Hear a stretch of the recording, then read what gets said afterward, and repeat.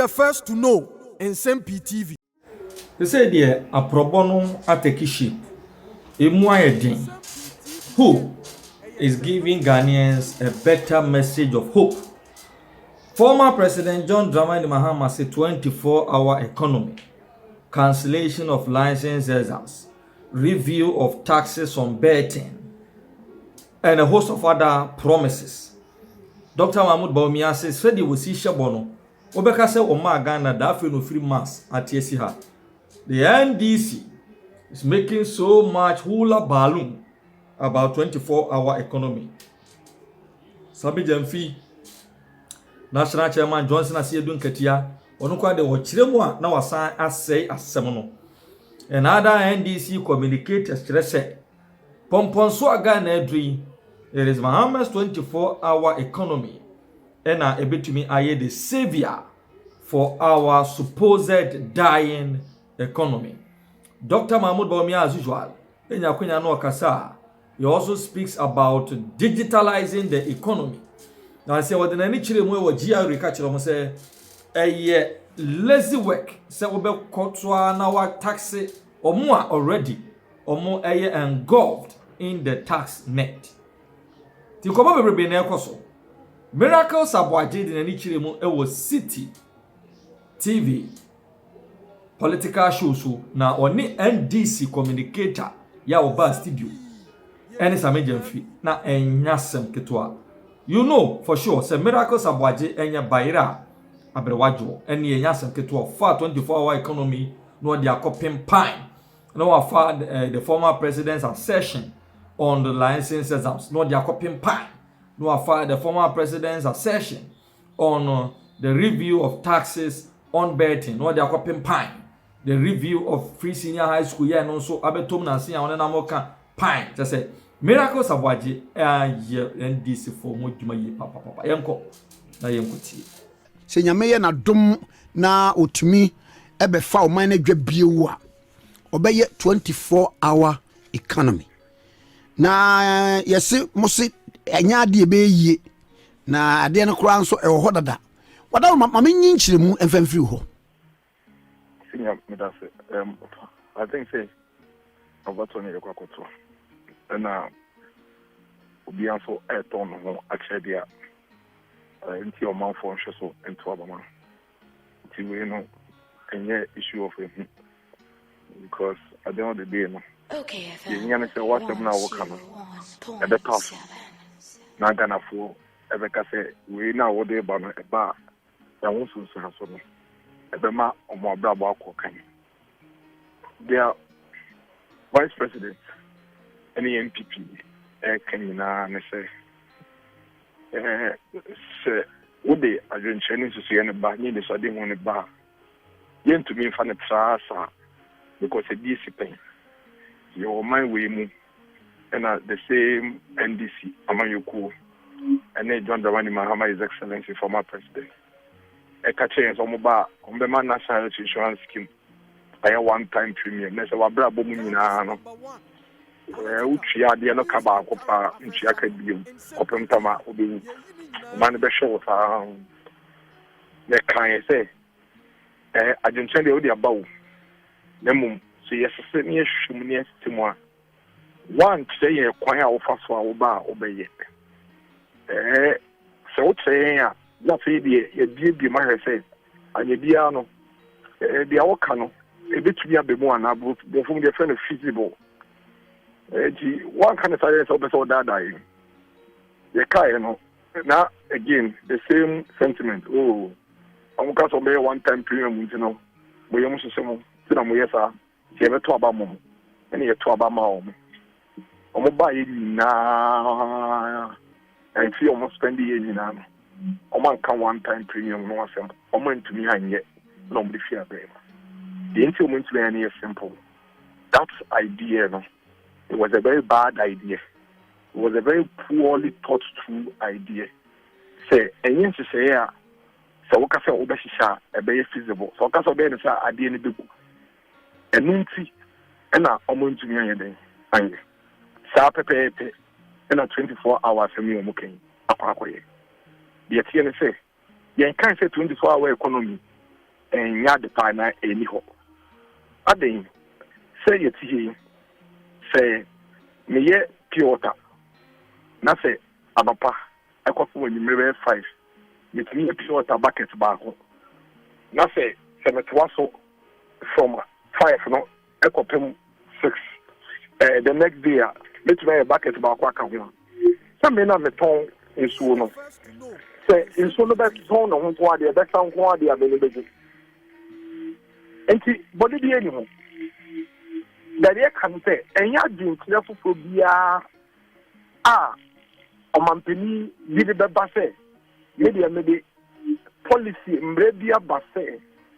Ubia, you may be an you be an no 24 hours.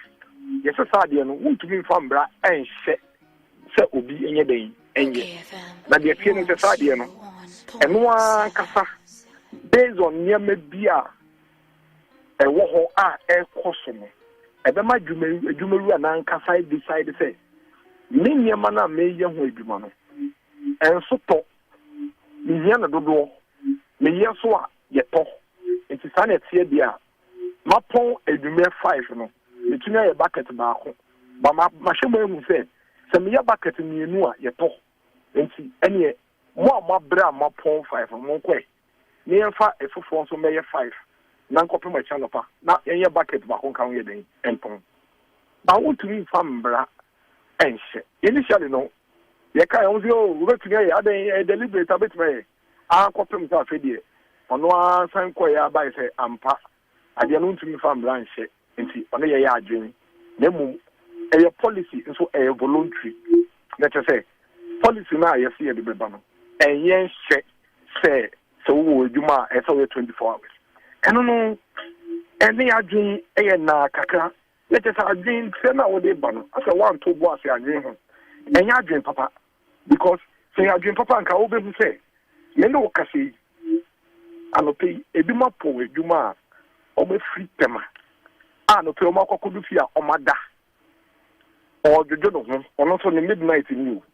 Now, a bobby 5:36 was here so ye jarry, no, I see a quaduma. Tema.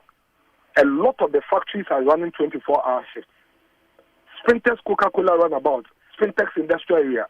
A lot of the factories are running 24-hour shifts. There were factories who were about to hire nutri snacks, so say nutri food. Omo biscuits in the manema. And they pay about 6 no.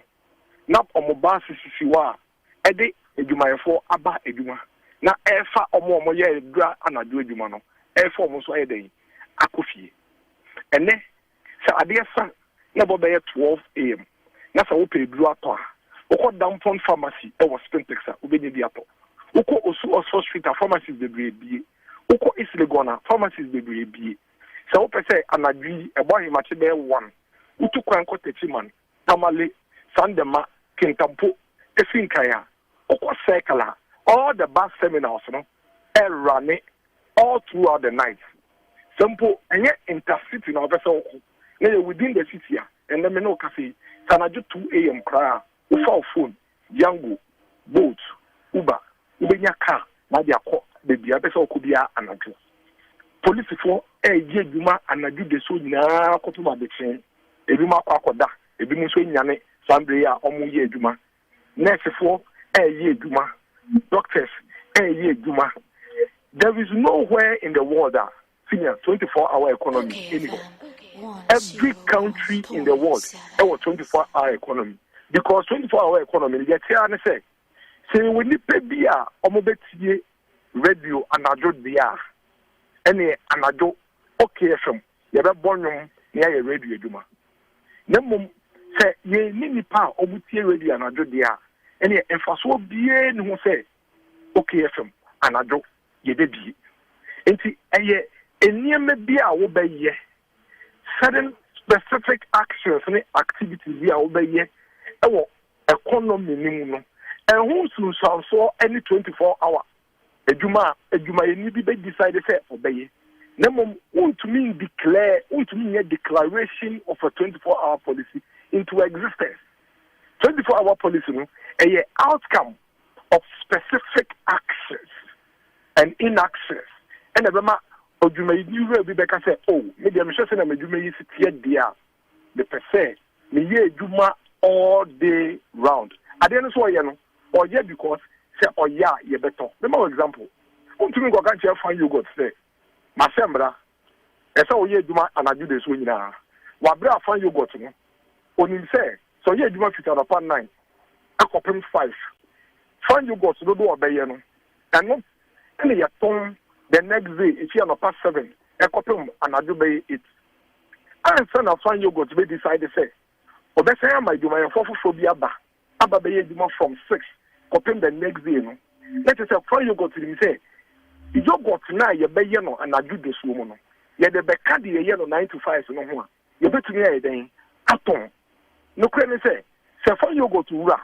company no wura ne ho sɛ obɛtumi atɔn a ɛnyɛ wo koraa na woba bɛkɔ aka kyerɛ ne sɛ ɔnyɛ adwuma 24 hours o ɔno ara na bɛfi sɛ n'adwuma no a ɔreyɛ no sɛ wɔamfa adwumayɛfoɔ no bi anka ho anyɛ anadwo de suo mu a na kyerɛ sɛ ɔrehwere sika na mmom sɛ ɔyɛ ka ho deɛ a obɛtumi anya sika dodoɔ number 2 na kyerɛ sɛ ɔmɔka sɛ ɛna public sector koraa no sɛ sɛ yɛtumi run 3 shifts na the funny thing about that so-called 24-hour deɛ ɔmo kanya ne sɛ because adeɛ no ɔma nyi ho ɛnwie a sɛ ɔmode bɛtɔ abɔnte na adeɛ no ankasa koraa no ɛyɛ just an outcome of deliberate policies in nti ɛsomdeɛ ɔmo nyinaa ka obiara interpreting it differently na mmisa wo local government ministry ɔmo bia na adwo 12 am akɔ akɔyɛ dani Ministry of Defense Ministry for Agri Ministry of Defense say so mo bo man ho by some you Ghana Armed Forces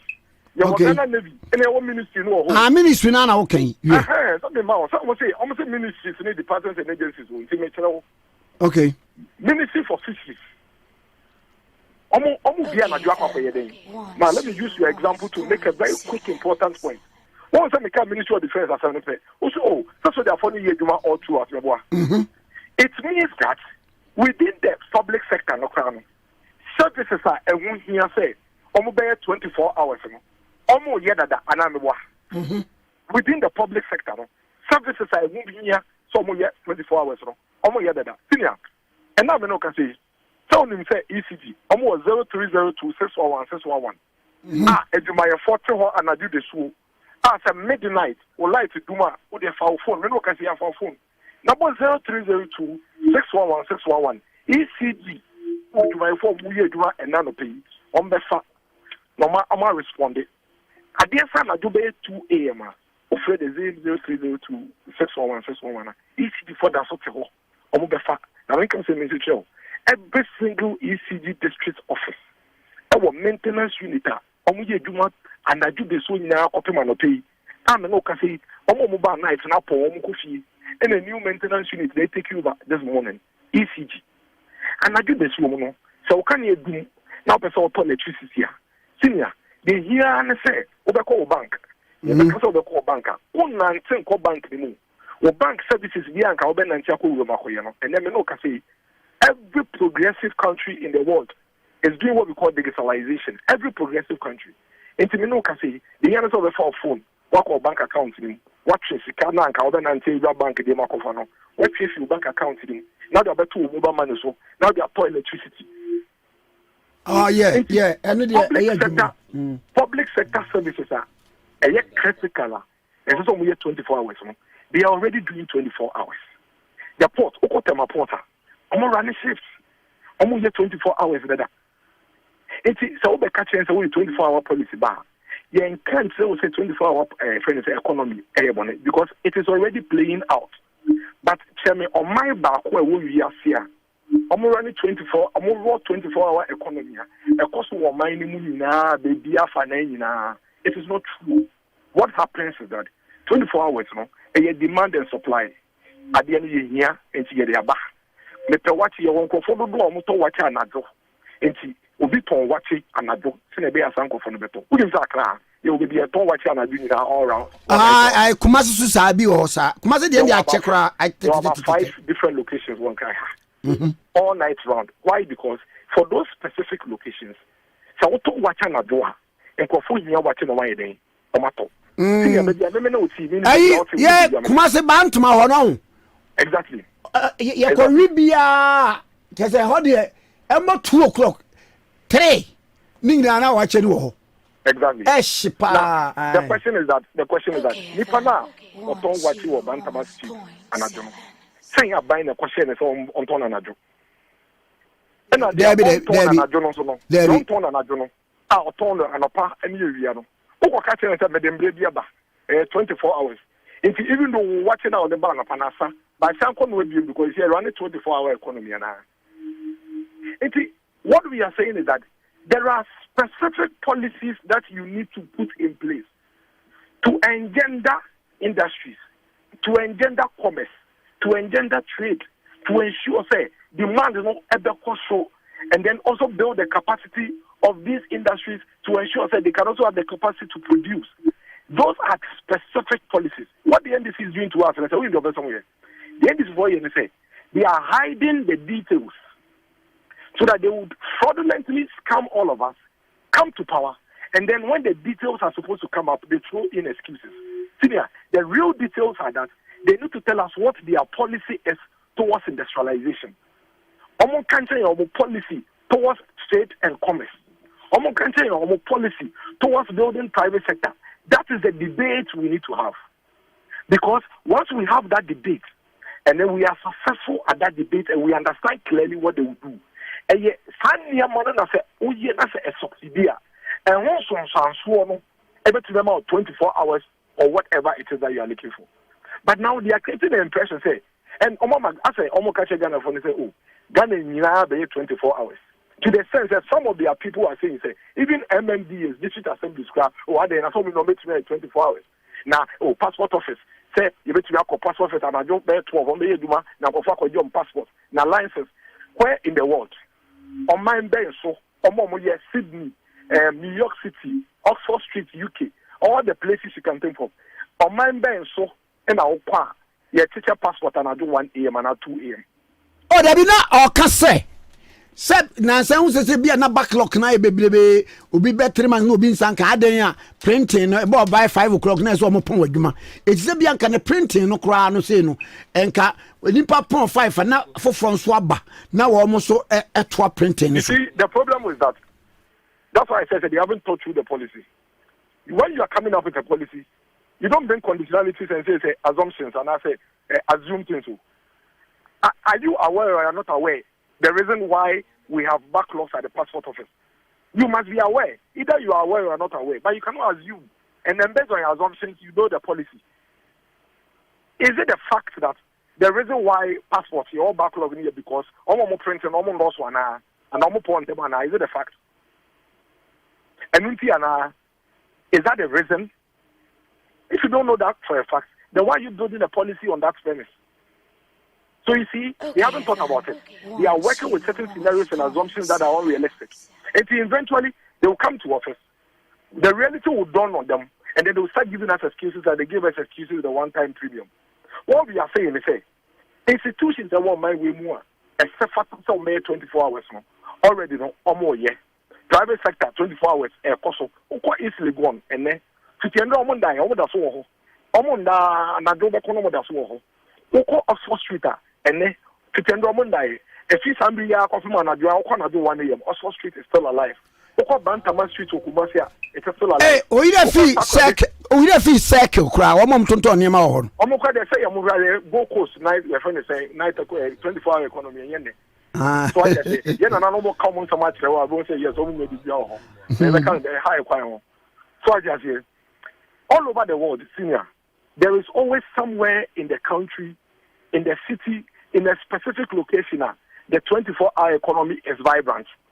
So the basic question is, and this is what answer I say, is it the case that as we speak today, there are no factories in Ghana that run 24 hours?